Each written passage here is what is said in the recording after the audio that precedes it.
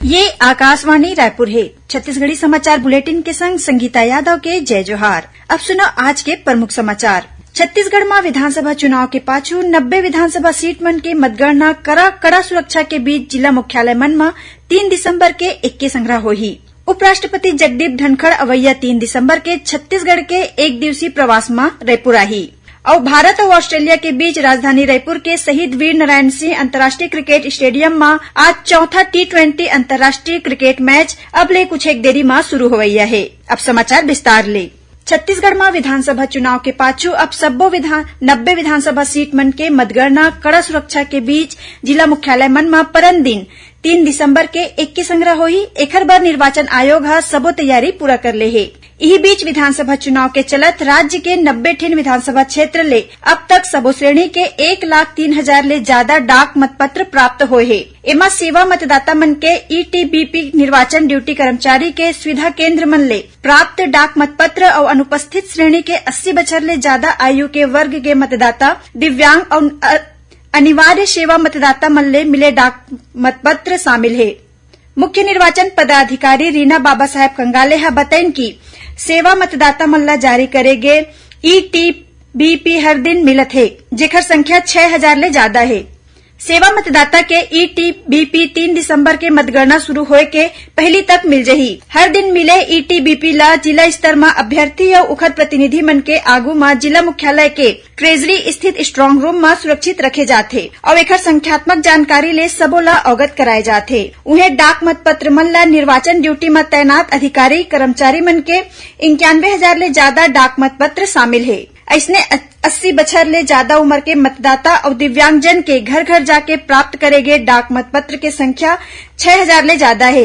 एकर अलावा अनिवार्य सेवा श्रेणी के अनुपस्थित मतदाता मन ले मिले डाक मतपत्र के कुल संख्या 165 है।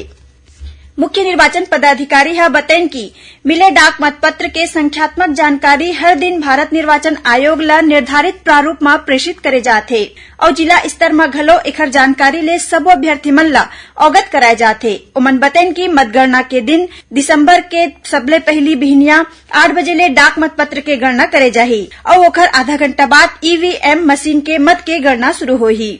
सुनैया मल्ला बता दन की प्रादेशिक समाचार एकांश ले समसामयिक विषय ऊपर आधारित कार्यक्रम बातों में एक बार राज्य विधानसभा चुनाव के चलत मतगणना के तैयारी ऊपर केंद्रित रही।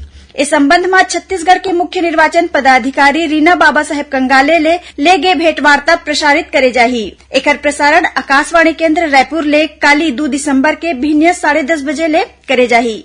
इला छत्तीसगढ़ स्थित आकाशवाणी के सबो केंद्र ले रिले करही। उपराष्ट्रपति जगदीप धनखड़ अवैया 3 दिसंबर के छत्तीसगढ़ के 1 दिवसीय प्रवास में रायपुर आही। श्री धनखड़ के यह पहली छत्तीसगढ़ यात्रा हराय। उपराष्ट्रपति रायपुर के हिदायतुल्ला नेशनल लॉ यूनिवर्सिटी में विद्यार्थी और संकाय सदस्य के संग गोठबात करही। श्री धनखड़ के यही दिन राजभवन के दौरा करे के कार्यक्रम घलो प्रस्तावित है। कांकेर जिला के पखांजूर इलाका में माओवादी मन हा ग्राम पंचायत कंदाड़ी के उप सरपंच रामसू कचलानी के हत्या कर दीस। माओवादी मन हा ग्राम अचिनपुर के तीर पर्चा फेंक ए घटना के जिम्मेदारी ले है।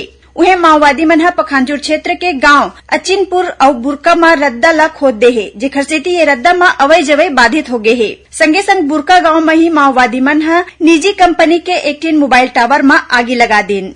छत्तीसगढ़ी समाचार बुलेटिन आप मन आकाशवाणी रायपुर ले सुनत हो। छत्तीसगढ़ के खबर ले है आपके वास्ता और खबर के विश्वसनीयता ले है हमार वास्ता। आकाशवाणी समाचार रायपुर के प्रादेशिक समाचार बुलेटिन के संगे संग हमार समसामयिक कार्यक्रम आप रेडियो के संग अपन मोबाइल में घलो सुन सकत हो।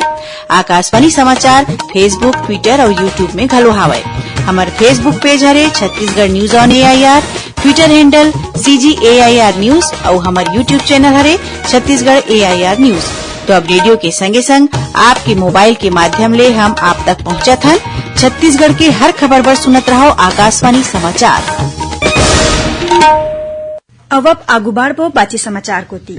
पश्चिम मध्य रेलवे भोपाल मंडल के भोपाल इटारसी रेलखंड में बुदनी बरखेड़ा के बीच प्री नॉन इंटरलॉकिंग के काम करे जाही। एकर सेती दक्षिण पूर्व मध्य रेलवे में जवैया कुछ एक गाड़ी अवैया 6 ले 10 दिसंबर तक रद्द रही।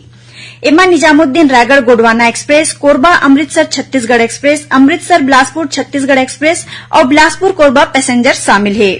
प्रदेश के सबो शैक्षणिक संस्था मन में पढ़इया अनुसूचित जाति, जनजाति और अन्य पिछड़ा वर्ग के पढ़इया लइका जोन पोस्ट मैट्रिक छात्रवृत्ति के पात्रता रखथे ओमन छात्रवृत्ति बर अवैया 3 दिसंबर तक ऑनलाइन आवेदन कर सकथे। उन्हें ड्राफ्ट प्रस्ताव लॉक करे बर अवैया साल 20 जनवरी और स्वीकृति आदेश लॉक करे बर 24 जनवरी तक के बेरा निर्धारित करे गे हे।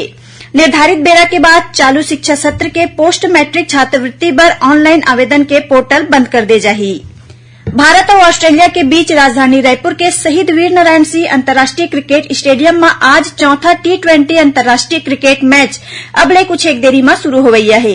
एकर पहले आज भिनिया भारत और ऑस्ट्रेलिया के खिलाड़ी मन ह स्टेडियम में नेट प्रैक्टिस करेन। मैच ल लेके लोगन में भारी उत्साह दिखत है।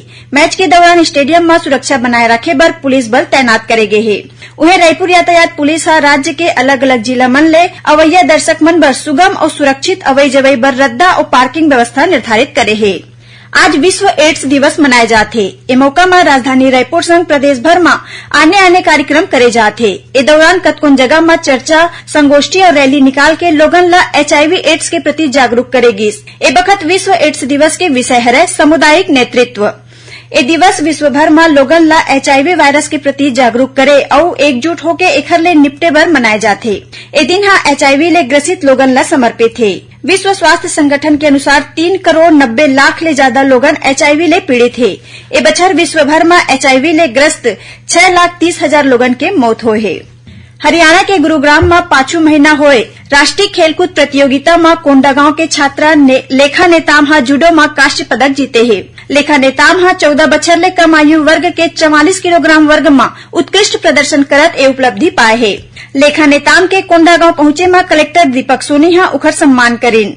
ए मौका में कलेक्टर हा ओला शुभकामना देत अवैया खेल प्रतियोगिता में घलो अच्छा प्रदर्शन करे बर प्रोत्साहित करेन। ए मौका में जूडो प्रशिक्षक नारायण सोरेन हा बतैन कि 3 ले 6 दिसंबर तक गुजरात के अहमदाबाद में होवैया खेलो इंडिया वुमेन लीग रैंकिंग प्रतियोगिता में जिला के 4 महिलोगिन खिलाड़ी जूडो प्रतियोगिता में शामिल होही, जेमा हेमावती नाग, राजेश्वरी मरकाम, गीता हिड़को और निर्मला सोरी शामिल है।